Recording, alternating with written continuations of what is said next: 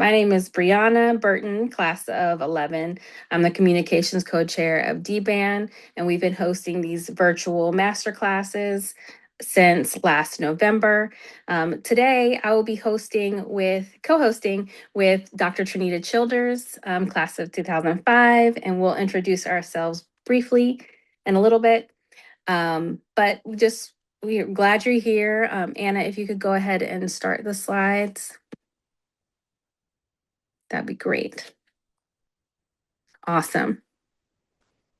So we've always done the impossible, Black parenting through uncertainty. We're so excited to share with you all that we have to share today. And if you can go to the next slide where it says welcome and intro for myself. The next one, please. Okay, great. So a little bit about myself. I'm a public health major. I got it through the Center of Interdisciplinary Studies in 2011. After college, I dabbled in a few allied health careers, unsure of where I wanted to go, but I knew that I loved health education and patient advocacy. In 2015, I became a new parent. New parenthood had me shook, but I did realize that there was a need for folks to guide people through all this information that you find on the internet. I couldn't tell what was true, what was not, what to ignore.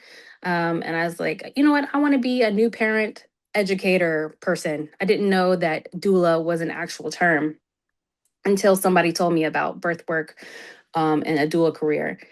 So as a doula, my company's called The Doula's Garden. I guide people through pregnancy, birth, and postpartum with educational support and physical support. I started my career in 2017 just doing postpartum because it's what's easiest for me. I had 2 under 2, as you see in this photo. It was crazy, but I really, really loved what I did. I wanted to make sure that they had someone to guide them what I wanted for myself at the time. I wanted to guide new parents in a way that's non-judgmental and empowering. I also wanted to go a step further and completed my childbirth education training in 2019, right before the pandemic. And then I was able to provide virtual education for folks who needed it. And then I ended up becoming a full spectrum doula that is preconception, conception, all the way to postpartum support through in 2021. Additionally, I graduated with my MA in public theology and Christian education because I saw that even though I was able to support people physically and education-wise postpartum, there wasn't a lot of guiding through their change in priorities, their change in needs spiritually. And so I decided to do that career path. And now on to Trina. Thank you, Brianna. Your story is actually a little bit similar to mine in that, I just kind of followed the breadcrumbs and tried to find the next thing that really spoke to my interest and then use what I learned before. Because really, as we go along, you're picking up tools in your knapsack and you're like, wait, I can now address different problems. So listening to you walk through yours, mine will probably sound kind of similar. So at Davidson, I was a sociology major. I was also an ethnic studies concentration person. After that, I became a 5th grade teacher in Charlotte. And then my husband and I, Daryl Childers, is also a Davidson grad, and he and I together joined the Peace Corps, where we served in the Dominican Republic together. And then after being in the Peace Corps for a little while, I was a youth volunteer working with kids there for sex education and also math and reading support. And so when I came back to the US, I got my PhD in sociology, and I focused on 2 specific areas: health and systemic racism. And so with those 2 buckets, I was really looking at systemic inequalities that made people with different backgrounds have different health outcomes. After doing that for about 7 years, so I kind of went into a health equity career, right? I'm a health equity researcher for a contract research company. We do program evaluation. We do research for different kinds of government and foundation clients. But after doing that for a long time, you start to see that the systemic problems also need some kind of intervention that is at the individual level. And so that is what led me to start this business, Dr. Trinita Parent and Family Wellness. I developed a love of really supporting Black families as they navigate systemic barriers. I started to see all the things that we are trying to make our way through as we're raising kids. And I'm like, there's a way. We can learn from one another. We can build community around this. We can share knowledge from our ancestors, and then we can make our way forward. So that is what has led me to this particular place. I really work to help families prioritize wholeness. So when I think about wholeness, I think about mind, body, heart, and spirit. And those wackadoodles in this particular picture here, these are the ones that keep me whole. Mind, body, heart, and spirit. I have three boys who are ages, how old are they? Not, well, the 10-year-old will be 10 tomorrow, and then 12, and then the 15-year-old, which is a freshman in high school. I still don't understand what time is. And then Daryl and I are in there too. So that is my intro. Thank you so much, Trinita. Next slide, please, for the, oh yeah, great, perfect. So my job at this part of the slide is to go over a little bit of all that, so much that your body goes through as a new parent, even before we get to things specific to being Black parenting. I'll remind you what your body goes through first. So there are a lot of changes to your body through pregnancy and postpartum. During pregnancy, your organs shift to make room for your growing uterus. The hormones shift in your body to sustain new life. Your blood volume doubles in order to build a whole human being with functioning organs. Next slide, please. So one thing to remember is like once your placenta leaves your body, it starts a process called lactogenesis 2, which signals to your brain to start making milk. This shift in hormones can cause changes, which I'll talk about on the next slide. But once your placenta leaves your body, there is a dinner plate size wound that will release lochia or a bloody discharge until it heals around 6 weeks. Now, if that 8 to 12 plate size wound was on the outside of your body, people would be looking at you crazy if you went back to business as usual, right? Unfortunately, people cannot see what's going on, so we have to be, gently remind folks what's going on inside your body. Don't lift anything heavier than your baby. Try not to do any major workouts until you're cleared by your physician. And don't do anything that might cause the scabbing to come off and prolong your recovery. Belly birth or C-section is major surgery. So some people say is the easy way out. It is not. If they say that they've not had major surgery before. If you live in a home with multiple levels, I would set up shop on one of the levels to avoid going up and down the stairs, to make recovery to easier for the first few weeks for a C-section, just to make sure that you are recovering well. So on the slide, let's see, I think it's slide 8. I think I might have accidentally clicked something. Oh, it's Sorry. okay. It's okay. The next slide. Thank you. So significant changes happen when you lactate. So when you first get your milk, you may experience hot flashes or chills.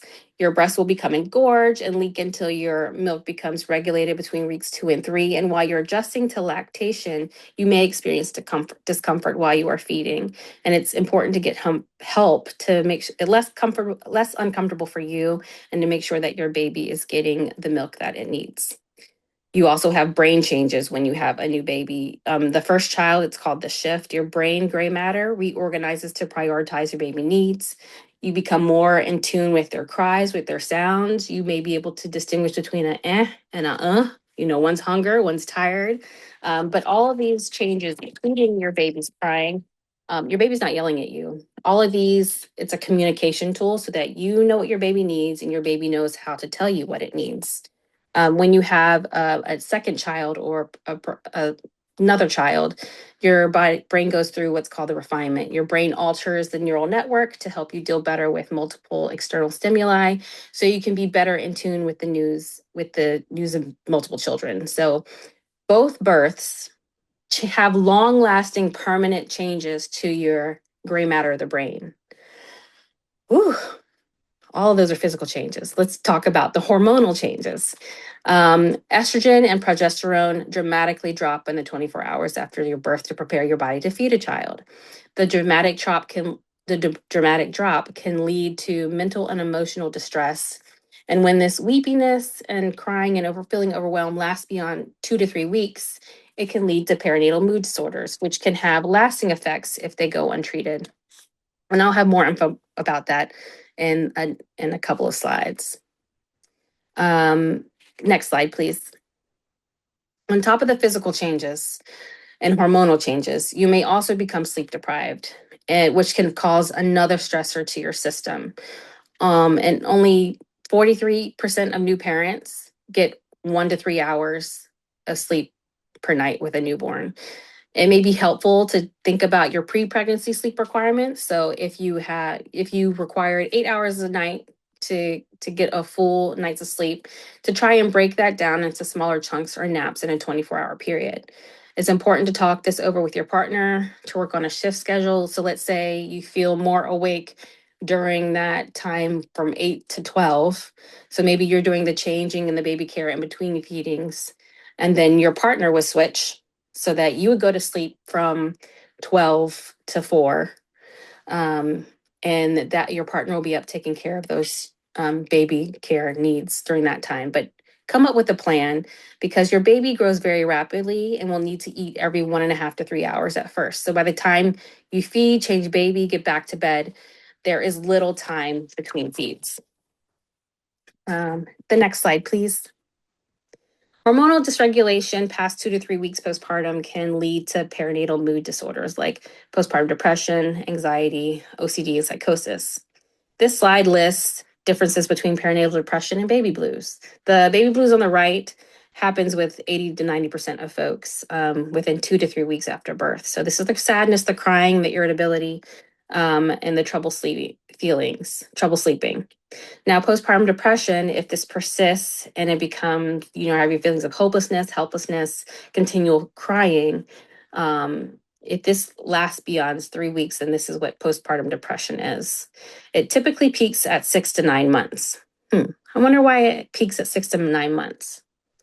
It's because the novelty of the new baby wears off. All the built-in support system you had at the beginning is gone. You may have also transitioned back to work and have more stressors there. And trying to balance your work self versus your, mom self versus your partner self, all these things are different stressors. Depression in Black women can be demonstrated differently than white women. Instead of sadness, it can also show up as irritability. Rates of postpartum depression are about 18% or higher compared to white women. You may also have somatic symptoms. So you might have high blood pressure or unexplained pain and nausea. For myself, when I was going through postpartum depression and anxiety, I could not emote. I was just going through the motions like Adam Sandler in the movie Switch. Like, he tried to fast forward through all the life, but he was not showing any emotion. He was just there. Postpartum anxiety showed up with me through insomnia and racing thoughts. And it wasn't until my partner tapped me on the shoulder with my youngest, when my youngest was 6 months old, and told me that I was not myself, that I could see that something was different about me. And I'm grateful for his input, because I was able to reach out to a counselor and friend of mine and get some help. I want to pause here and acknowledge that I've only covered the physical effects of postpartum recovery. Next slide, please. Lack of societal support can also add to that stress. If you don't have the support of your family, if your employer is being hard on you, if you need sick time or leave for your baby, if they're not giving you the space you need to feed your baby or pump, or if the government, for example, does not mandate paid leave, the stress piles up. Then you got to deal with racism. The microaggressions, the racist providers and teachers and caregivers, the healthcare providers not believing you or your pain and the pain of your child, differential treatment despite your education level, lack of cultural competency, seeing images of Black bodies unalive for no reason. This trifecta of stressors is a lot to carry. So, Trinita will talk about some of those ways to deal with these stressors in a minute. But before we go to her, next slide, please. It is important to try and build your dream team of specialists before to meet with prior to postpartum in order to have a plan in case things go awry. Pelvic floor therapists are great if you're having issues with your pelvic floor. So the muscles that hold up your bladder and your uterus are intact prior to birth. And then the pressure of a baby pushing down on those muscles often weakens those muscles and can cause bladder leaks, sexual dysfunction, or pain. So it's important to contact those folks, pelvic floor therapists, to get help with those things, physical therapy. Lactation consultants are great for troubleshooting body feeding or dealing with supply. Therapists or counselors are good if you're dealing with any perinatal mood disorders. If you've had depression or anxiety before having a baby, um, you're more likely will have it postpartum or during the perinatal period. It's important to consult a marriage and family therapist because there will be changes in your role as in a family and with your partner. So thinking about who you can go to before these issues happen will be very important, as well as talking to a psychologist and a psychiatrist. It's better to be prepared now than to scramble and find these specialists during times of heightened stress. And now I'll go to Trinita for part two. Thank you, Brianna. That was a really great transition into this section about structural realities. So, as Brianna talked a lot about the kinds of things that are really impacting parents when the child is an infant, these things are still there as the kid grows up and you go through different stages of the life course. So, having that foundation of how you cope when they're little can be something that you draw on as they grow up and as your family changes. So in this particular part, there's some of the structural realities that we are parenting under: community versus the nuclear family myth.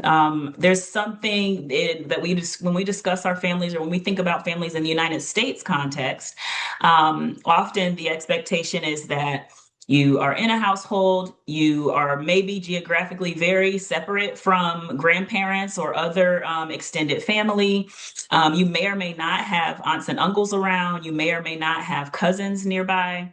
And so this is something that society has evolved into, but it's not something that has always been the case. Traditionally, we parented in community, we have lived in communities, and we have been able to lean on families around us as we support one another, as we grow our own families. Another myth of the strong Black woman, this trope makes it really difficult to ask for help. If I'm supposed to be strong all the time, then shouldn't I be able to handle all the things around me? So kind of making sure that we reframe so that we're not buying into those things. We are all humans.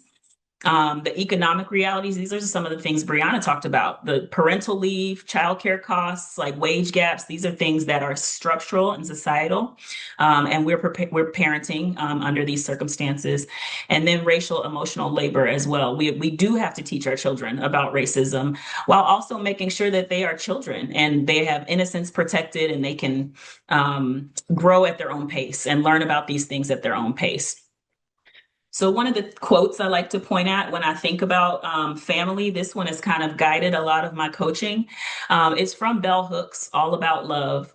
Whether our homes are happy or troubled, our families functional or dysfunctional, it's the original school of love. So the family is really the original place where we learn what love is.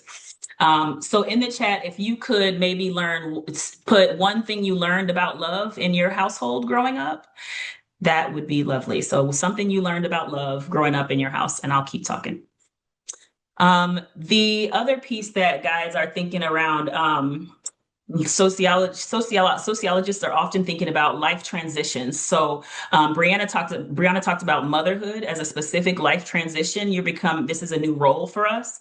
I don't know, there's this assumption that people know what to do when they become mothers, but that's just not the case. It's something we all have to figure out. And so this box in red, transitions are one of the things that there's a lot of different life transitions. And so if you graduate, or if you get married, or if you get a divorce, or all these types of things put you in sort of different categories, in social categories.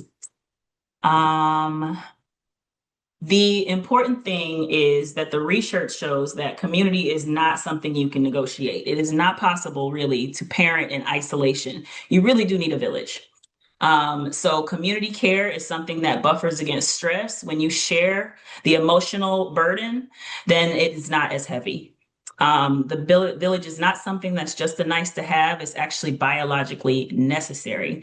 And then the other piece is that when we are modeling our own rest and boundaries, when we say, this is mama's nap time, or this is my special candy over here, or all these little boundaries that we create in our household, those are ways that we are saying, hey, this is me protecting my space and my rest, and it models that for them as well. I see some stuff in the chat. You take care of people, no matter who they are, your family or not, whoever they are. You just take care of people. So that was one of the questions I had asked earlier was, what did you learn about love in your families? And then the other piece we've got, give people grace if they're not acting like themselves. That's a really good one. A more like we're just not always our best selves, and that's okay too. So thank you both for putting that in the chat. One key takeaway is that you're not struggling because you're doing it wrong. You're struggling because we are in a system that creates isolated parenting, and that's just not a thing we can do. So, what can we do to support each other? Well, there are a few things that you can try. One of the things that I have come up with related to some of the conversations I've had in coaching, and also research around the kinds of things that help our brains feel safe. We can actually think about this as problem solving with our brains. So when you're burnt out, overstimulated, overwhelmed, it's really your brain in fight or flight mode. And you can actually do some things to kind of calm that fight or flight mode down. So new parents are overstimulated constantly, like continuously. Body fluids, baby sounds, interrupted sleep. You're not sleeping. You can't make decisions. Executive functioning doesn't work when you're not sleeping very well. So that's things like planning, decision making, remembering stuff that you said you were going to do, shifting between tasks. All that stuff goes offline when you are overstimulated and sleepy. If you are a neurodivergent parent, I'm a person who has ADHD, or if you're a person who is highly sensitive, then those things are amplified. So all that exhaustion or stimulation is just even more and even greater. Um, so this also, we were talking a little about babies, but the kids talk. Once they start talking, the words are now coming at you. So some of you are parents. We saw some 7-year-old twins in here. I saw a 9 and a 2-year-old. Those people talk. And so they're like, da, da, da, da, da, da, da, da, and they're trying to get your attention. And that is also overstimulating. So we have to give ourselves some space to pause and reset our own nervous systems. Yes, they do, Allison. They talk. So this is a practical intervention that we can use when we're feeling overwhelmed. It's a practical intervention called sensory tethering. Sensory tethering is basically just leaning on our five senses: sound, scent, touch, sight, and taste. And you're just going to give yourself an anchor point using one or two of these things so that it brings you away from fight or flight and into the present. That is all this is. And you may have heard of it by other names. So that little kind of call out box on this slide, you might have heard of reset practices where you kind of redirect your thoughts. Like, let's say you're having thoughts that are just looping and you need to kind of pause them. You might do a mental reset. Or rituals. A ritual is a set of like meaningful actions. Maybe you do the same thing when you shower at night. Maybe you do the same morning routine with the same candle smell. Those kinds of things are rituals. And then there are grounding activities, things that kind of just bring your nervous system right back to the present, and help you get your feet set. So these are the same kind of words you might have heard. I'm calling it sensory tethering. So it's a similar process.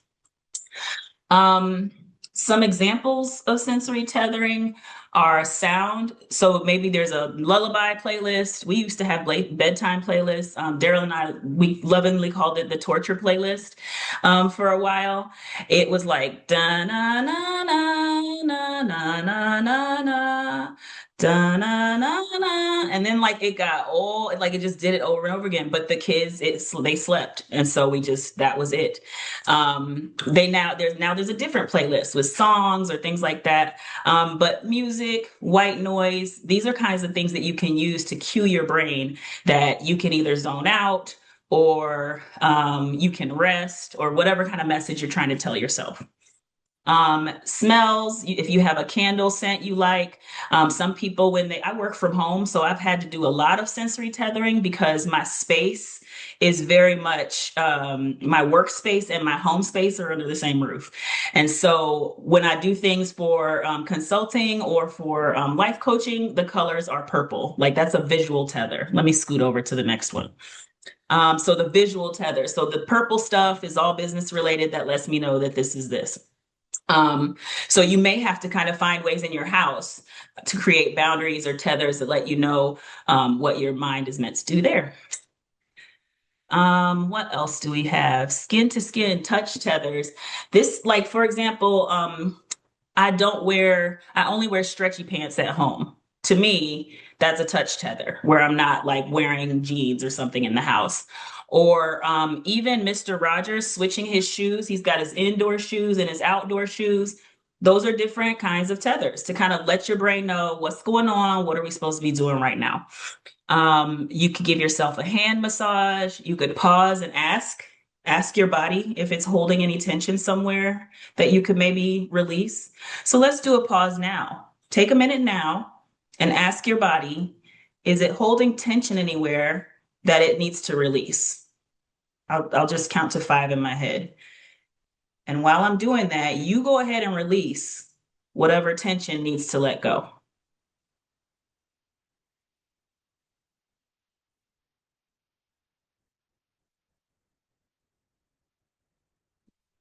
All right. So it doesn't have to take very long. So I just want to kind of emphasize these are just little touch points. It doesn't have to take a lot of time. We know we don't have a lot of minutes in the day, those of us who are running around chasing littles. And so it doesn't have to take time. All it needs to take is intention, just a moment of thought and intention. I will share that taste tethers are one of my favorites. This is something that maybe you probably do seasonally, like winter flavors, like baking flavors. Maybe they have different, you're doing your peppermint chocolate flavors in those seasons, or in fall, you've got more ginger, more cinnamon. Those to me are taste tethers, and it helps me sort of place myself even in the seasonal rhythm. This is Max and I. We are tea drinkers in the morning, and that is a taste tether for us. We like to have a nice orange tea. He likes his peppermint tea, and we do it in the morning and then head on to school. Um, the key takeaway for this is we really can't control any of this chaos. The title of this is Parenting in Uncertain Times. Like it is uncertain. That means that we cannot control it and we don't know what will happen. And this is just where we are. However, we can build in some anchor points where we can say, okay, I don't know what's happening over there. I don't know what's happening tomorrow or next year, but here I am right now today and I can come back to myself and figure out the next right step. Awesome. Thank you so much, Trinita. I love the sensory tethering, and it's all throughout these short-term solutions. So one, Trinita talked about transition rituals, like Mr. Rogers putting from his outside shoes to his inside shoes. But what's one thing that can help you transition from one thing to another? One thing that I tell some of my clients when they are transitioning from work to home, that, or if their partner is transitioning from work to home, to give that person some sweatpants time. And sweatpants time means you take work off and you put home on, comfort on. And that signals to your brain that, okay, that person is ready to, whether it's like 15 minutes, 20 minutes to let them, you know, decompose, not decompose, decompress, lets them know that they are ready to talk with you, and lets you know if you're coming home from work that you can take off that busyness off and become parent and partner. So sweatpants time, whatever that means to you, whether it means get some comfy clothes on or play a video game, binge watch a TV show before then talking business or talking about all the things that you have to do at home. Play rituals. What are 5 things that brought you joy as a child? So some folks go through grief during postpartum, or doing new parenthood. So some people grieve their old selves as they become their new selves. It's easy to grieve what's going on in the world by watching the news. So how do we deal with that big grief? You bring and incorporate small joys. So in the comments, I want you to write 5 things that brought you joy as a child and think about ways that you can incorporate them in your life today. What are some ways that you can incorporate your child in those things? What do you want to share them with your child? For example, I loved being outside as a child. And so I tried to spend as much time in the sunshine and in the garden as I can. I remember gardening with my mom frequently, and that's something that um, is a play for me, a play ritual for me. Set boundaries with people, visiting hours. So when you have a baby, sometimes people think that gives them a license to just visit whenever because there's a new baby. But if you had a new baby, you know that you're going to be lactating, you're going to be sleep deprived, and you're not going to be ready for visitors of all hours of the day. So to help you be prepared for visitors, and to let them know when they can come over, I tell them to set some visiting hours. So you can come Wednesday and Friday between the hours of 3 and 5. Um, so that lets them know that they can't come whenever they want, that these are the times, and lets you know that you can rest all those other times and be prepared for when they do come. Identify your body's safety signals. So, how does your body let you know that you're safe? Um, what are some ways that you feel calm? Sometimes doing the pause to notice that Trinita was talking about before. What's tense in my body will let will signal to you. Did I have a difficult conversation today? And what was that difficult conversation about? That's a trigger. Do I feel unsafe? And with whom did I have that conversation with? And where did I have that conversation? Um, Different things that may make you feel unsafe to make you say, okay, I need to review that conversation. I need to bring something in to keep me grounded. And also create a sensory emergency kit. I love this idea so much that I created one myself. After Trini and I discussed, I have one here. It has one of my favorite scriptures on here. Consider how the wildflowers go. I have a snack in here to remind me is a taste tether. I have lavender from my garden. So not only is it a sensory scent tether, but I see it and I remember of a safe place like a garden, for me.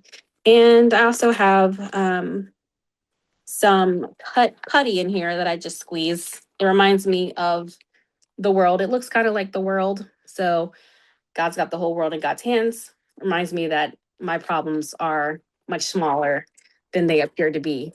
And then also the last thing, ask for help with specificity with the how can I help tool. Sometimes you're so sleep deprived, you don't know what you want help with.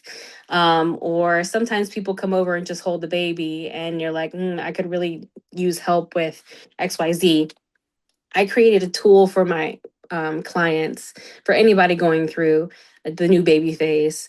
It separates chores into different categories, and you can print it off and put it on your fridge. And I will send this copy to everyone who's on this call today.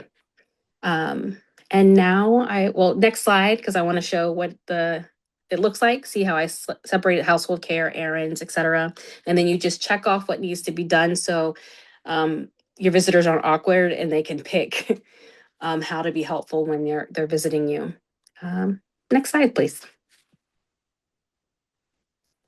Thanks, Brianna. I'm just reading through some of the things that folks did as they were when they were kids that they do as an adult. I'm gonna call out some of them because this is really fun. So we've got coloring, we've got reading, playing outside, and those are kinds of things that you try to do. Bianca Amora is doing movies, bike riding, swimming, reading, chillaxing, like showing people what it looks like to have relax mode. I'm like, look, kid, it's relax mode.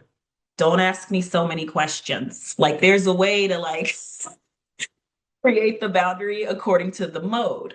Um, what else we got down here? Olivia says we've got treats, SpongeBob's. Ooh, I love watching cartoons with the kids. Dance parties, that's another great one. The sun hitting your face. What else? We've got walking with abuelo, parks visits, games, cards, spades out here. Yes. Sweet treat. Okay, I just wanted to name some of those in case you didn't get to make your way through the chat. Um, so Brianna talked a lot about the short-term practices that you could build in. And I will name a few of the sustainable, more long-term things. One of the things that Brianna named was like partner support and kind of chiming in and using your partner as a sounding board. And it's one of those things that over time you do it, you figure out how the two of you problem solve together and how you look at this kid and think about trial and error for this one. And I mean, it's just a whole lot of ongoing trial and error and problem solving. And so, wanted to name too that if you are parenting solo, and you don't have a partner in your home who is a sounding board for you, you can think about a person or two who could be in your corner. Like somebody who, like, when the kid is just off the wall and you like, I just really need to talk about it with them, you've got your person in your corner. So want to name that too, that if you're flying solo, it is possible for you to build the network you need. Um, Creating your village, starting small, one parent friend who gets it, perhaps, like just somebody who you don't have to explain every little thing to. Making very specific asks if you can. On Thursdays at 10 a.m., it would help me to have a walking buddy. You can create pods or groups and even saying, just normalizing the fact that when you ask for help, it sometimes makes it easier for people to ask you for help. And so that two-way exchange, just modeling what relationships and community building looks like, is wonderful. And then this second section, teaching people how you parent, you set the pace. Visitors follow your schedule. And so that's again another opportunity to practice the boundary setting, naming your parenting values out loud. One of the parenting values that I've stuck with is creativity and like play. And so we spray painted the school outside of Max's, I'm sorry, the rock outside of Max's school. And it was one of the most fun things that we've done together. So leaning into your values and doing stuff that aligns with your values is important. You will get unhelpful advice, and that's totally fine. And you can just say, thanks for sharing. We're going to try something different. Or thanks for sharing and nothing else. Like there, we don't have to all parent the same way. And then I already talked about boundaries, so we can go to the next one. Sustainable practices. Resilience through regulation. So if your nervous system is regulated, these things are very contagious. So if you're on 10, people in the house might be on 10, or even if the kid, if I have one child who feels all his feelings very big. And so when his feelings are big, all of us in the house can, it's just something we can all kind of feel. So nervous systems are contagious. Rest is not selfish, it is strategic. You are playing a long game here for parenting. So if you are going to be in relationship with this little human from now until, they say until 18, but no, it's from now until, then you want to sort of be making sure that you're running this race in a sustainable way. So rest when you need to. The goal is not perfection, it's about being good enough and being self-compassionate. When you look ahead, every phase is temporary, no matter what. The whole thing you're trying to build now is attunement and community. So attunement just means like listening to this little human and trying to give that person what they need, and also helping that little human listen to their own needs, like listen to their own little voice. So that's great. And then the cultural legacy is, how do we want to remember our kids parenting them? Earlier, I said in the chat, how did you, Nick, tell me something that you learned about love in your household? And that's beautiful. Like, people put things in the chat that they learned about love. And now, as we're parenting our own kids, we want to think to ourselves, what are they going to say? If somebody asks them this question, what would your kids say that you learned about love in that household? So thinking about the cultural legacy we leave as generational wealth is a really important thing. Oh, this is that's the end of the presentation now. So this is the information how to find me. This is my website and email. I'm on the social media places. I'll put some of this stuff in the chat. But if you're looking for resources, I have virtual group coaching sessions on most Saturdays, and then I also have tailored one-on-one coaching. So I might do an assessment, mind, body, heart, and spirit, and then you tell me where you want to go. And I do wellness workshops where we do guided meditation, education, and inspiration. In the words of Reverend Tapia, we got to know who we are and whose we are. That's right, Michelle. I'll pass to Brianna. Yes, next slide, please. Yes. So, um, like I said, I'm a full spectrum doula and perinatal health educator. You can find me on Instagram at the Doula's Garden. I have more of my spiritual guiding and Black womanist theology stuff at Womanist with Us. But you can always email me at the Doula's Garden. I have different kind of services available. If you're looking for prenatal doula support, I'm able to help you walk through what to expect week by week, either in person or virtual. I enjoy those conversations leading up to the birth. I'm available to provide birth doula support, so no longer in Richmond now, but if you're in person in the Westchester County area and New York City area, I will be able to provide birth support with for you there. I'm also able to provide postpartum planning. It's actually one of my favorite services. So walking through what are the possible pitfalls of postpartum. I walk you through a plan and we talk about how to prepare for that season of your life. And also postpartum support. So in person and virtual, if you're looking for someone to walk you through being an emotional sounding board, give you what to expect with a new baby, I can do that virtual and as well as in person. In person, I can, make a couple lactation snacks for you and some yummy meals. I also offer childbirth education and postpartum education and lactation support. So all of these are here, and if you all have any questions, it's open for questions.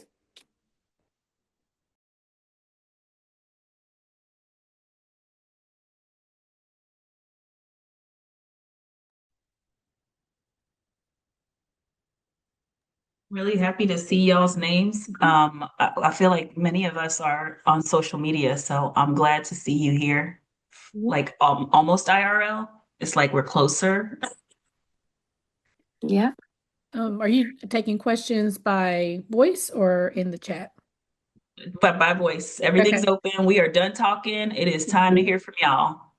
So I experienced this, and so I wanted to pose the question and ask the question. I come from a family and a culture, a tradition where when someone is having a baby, Mhm. somebody from the family is there. Like somebody's going to the hospital usually.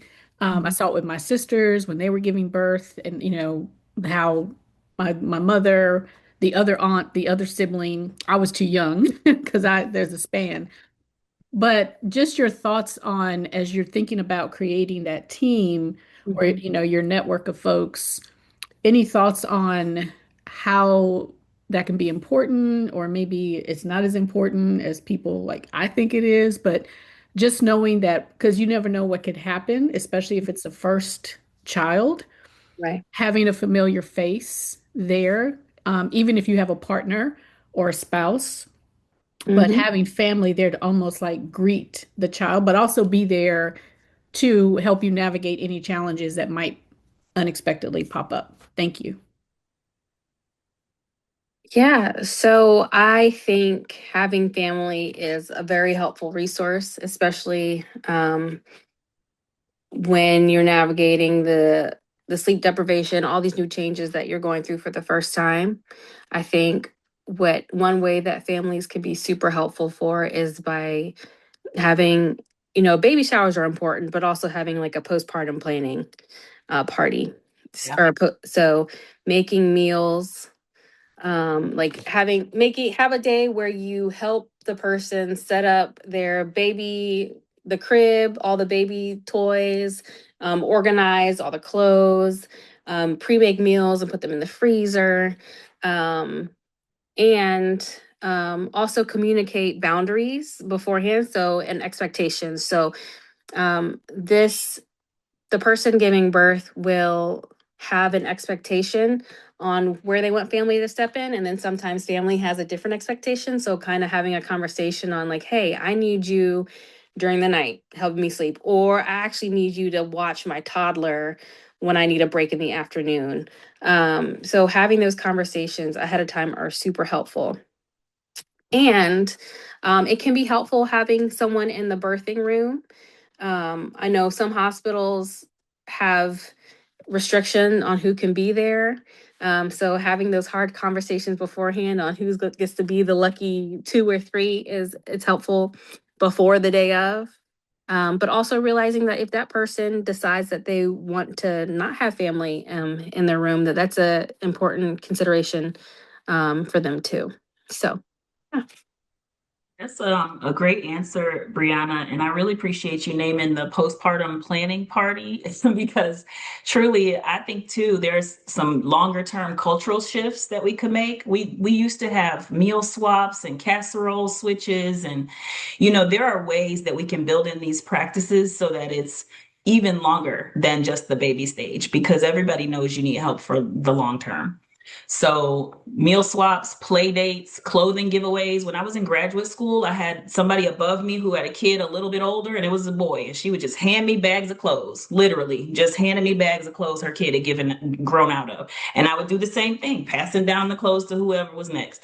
So those are the kinds of things that I think are really important in sustaining like what that kind of community building is. And the point about doulas was it's so personal. I saw Amora said it was a game changer, and Brianna, of course, offering these services. And I had a doula for my second one, and she was extremely helpful, sort of leading up to the point. But when it came to the birth, I asked her not to come because I was like, I'm just uncomfortable with this, like all in my space. I think I only want my husband there. Like, and it was a game time decision. And she was respectful and she came after the baby. You know what I mean? There were ways for her to be supportive, but there that time is so intimate and vulnerable that I think that it's whatever you want, whatever you and your partner want to happen is what should happen. Yeah, and understanding that any kind of sense of stress in that during that birth process can stall labor. So you want not saying that family is it can be, is stressful, it can be stressful, but understanding that that person often game time decision will make decisions based on their instinct, what they feel safe in that birth room. Like maybe they do want all the people and maybe they don't, just to focus on having baby and feeling safe. And just to clarify, I wasn't necessarily talking about the birth room. I'm just talking about being there. We had a situation where a family member, it was time for the delivery, and unfortunately, they had some issues where they had to have a C-section, emergency C-section, and but they were there alone. There was no family because they lived in another state. And I was adamant that we need to be there. For some reason, I was like, we have to be there. And just seeing the husband's face when he came into the room and saw us and saw familiar faces. I was talking more about that. I would not want to be in the birthing room. That's why I'm not in the medical field because I can't see none of all that. Look, So, I had to ask Michelle. It's some families that like I'm like, look, that's not. mm-mm, Mm-mm. mm-mm, So I mean, mm-mm, anyway, I'm mm-mm, glad for you to like make this clarification. But the mm-mm. point is, we all got our own boundaries, That's and right. your And point, be your point respectful about of that. support and love and community, like Mhm. 100, one That's hundred. right. Y'all did a great job. Wonderful job. I'm going to be following up with the two of you later on. Thank you so much.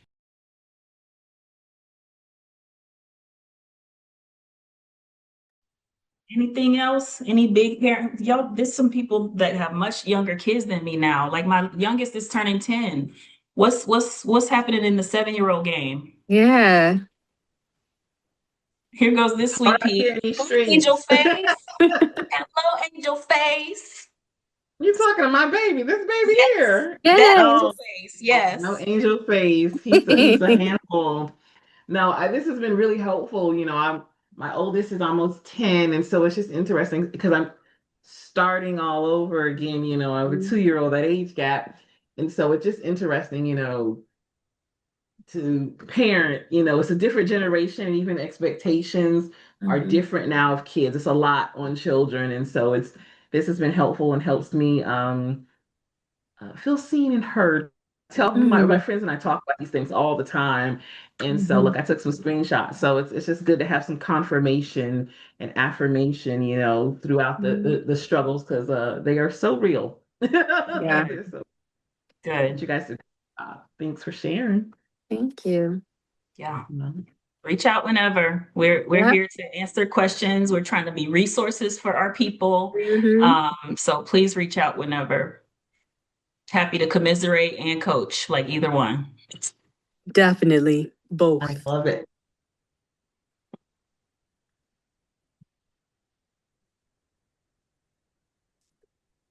We've got 5 minutes left. What do we do, Brianna? Yeah. Is this it? Um, let's see. What are some things that y'all think you might incorporate? Um, what are things that you think might be helpful that you can start this evening or this week, from what you learned today? It's a great question. If there's a one takeaway, something you might try, Mm-hmm. that would be helpful to hear. Or put it in the chat, either one. You Yeah. can say it out loud or chat it. Well, you all know that I'm always ready to speak up. But Brianna, one of the things is that tool. So there's a new it's been announced that I have another great niece or nephew coming. Okay. And as I'm learning to or getting acquainted with my nephew's wife and Mm-hmm. her culture and her traditions and her wishes, that's Mm-hmm. going to be helpful for me to, I think, use as a way to give her something to say, hey, look at this great list. Let me know how I can be helpful. And then, Trinita, I also wanted to ask you about working with families. I'll get with you on what idea that I have, but especially with other generations, like how do you bring together families Mm-hmm. to create some connections? And I think with some of the things that you shared, it would be very helpful. So those two things I wanted to leave you with. That's excellent. That sounds fun. I just got excited with that whole sentence, Michelle. So I'm looking forward to this conversation. Yeah. Yeah.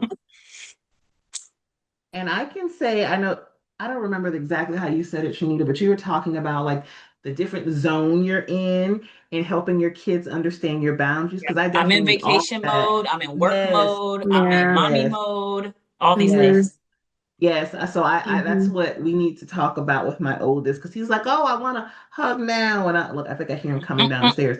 And I'm like, "No, now is not the time. Like, there's a time. We keep talking about time and place, and so Mhm. Mm-hmm. I think that mode will help resonate with him." And Trinity, yeah, we definitely need to touch base because um, I work with families too, so I'm just excited. My mind is going about all the different things and the connection points. So this is really cool. Ugh, listening to you talk about the hugs and the touch, like I forgot to say, you can also be over touched. That should Yes. be said out loud. My two oldest were not super touchy, but my baby is like this, and so we've had to have some very clear, Mm-hmm. like even just before this Mm-hmm. presentation, y'all, I was like, Yeah. "Hey, I'm about to go do this thing," and he's like doing the Mm-hmm. most. I'm like, "Hey, Yeah. I need this time. See you in a Mm-hmm. minute." Mm-hmm. Yeah. Yeah. Yeah. I was definitely out touched a lot with the two under two, when they were babies, and but they're still very affectionate. So sometimes, having a phrase that lets them know, like, I'm done, I need a break, like, just setting that boundary is important. Yeah. My son, his first grade teacher said her love tank is full. And I said, "Oh, I love that." Ooh. that. So my Oh, love we tank, talk because about it's, that's yes, good. because it's not that you don't love them, but it's like I am overloaded, or I just, so it's full. And when I need some love, and I promise you, I'll let you know. But when it's full, it's at capacity. Yeah. Yeah. Yeah. We've also pulled in love language where Yeah. like I'm like, I understand that yours is physical touch, but mine is not. Hmm. Hmm. Mine is acts Hmm. of service. Can you Yeah. make me a cup of tea? And so now we move different. That's an excellent idea, actually. Excellent idea.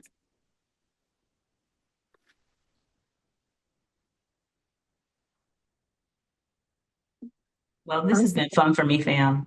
It's Thank been you all great. for listening. Thank you for engaging and for being here, for giving us stuff to think about. Hmm. Um, I had fun preparing this. I loved working with Brianna. Yes, we Yes. take this show on the road Yes. anytime.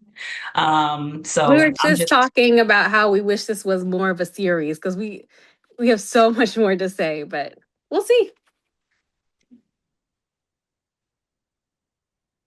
All right. how do we wrap up, Y'all, Brianna? y'all start another webinar, and I'll join again. So let me know. All right. Well, thank y'all for joining us for this month's DBAN Masterclass. Join us next week, or not next week, Lord, next month. Amora Carter will be leading our masterclass on April 9th. So we hope to see you there. And more details will be coming about that soon. Look out for an email with resources that we talked about in this class. And you'll also be able to get a recording of what we just talked about. So take care, y'all.